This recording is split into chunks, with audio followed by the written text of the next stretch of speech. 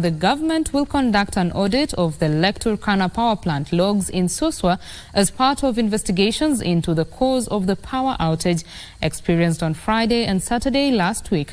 Energy Cabinet Secretary Davis Chirchir has also said Kenyans will know if the government will discontinue the government-to-government oil deal with Saudi Arabia and the United Arab Emirates in the coming weeks.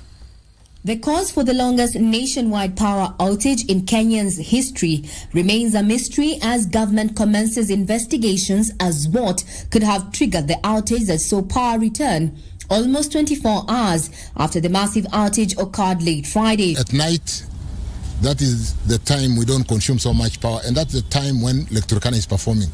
So we don't see any challenge in terms of load shedding. It's not a problem which we want to correct it by end of today, tomorrow. As soon as, like I mentioned to you, when your house drips, you don't go and switch it back on. You can burn the house.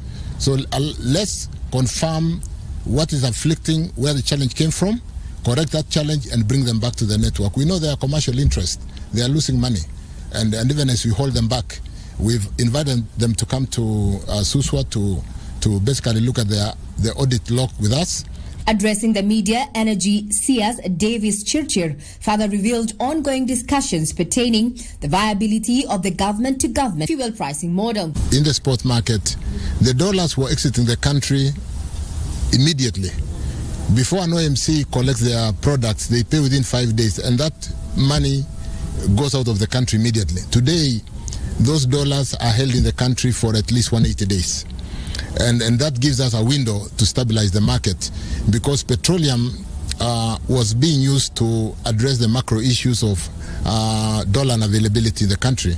According to the CS, Kenyans will know if the government will discontinue the model or not and what options it will be exploring to curb runaway fuel prices. In the next pricing cycle, if we don't have the stabilization fund, because it only collects about 2 billion every month, how are we going to stabilize the market and make sure that we do not pass the full pain to the pump? The Energy and Petroleum Regulatory Authority maintained fuel prices for July-August to August-September 2023, despite the average landed cost of imported fuel having increased in July by 64% for super petrol and 4.29% for diesel and 7.41% for kerosene. This was occasioned by the government's move to tap into the Petroleum Development Kitty to stabilize the market prices. We have applied in this pricing cycle the stabilization fund to be able to cushion Kenyans, but we can only do this to the extent that the funds are available in that kitty. This means that a litre of super petrol continues retailing at 194 shillings and 68 cents in Nairobi,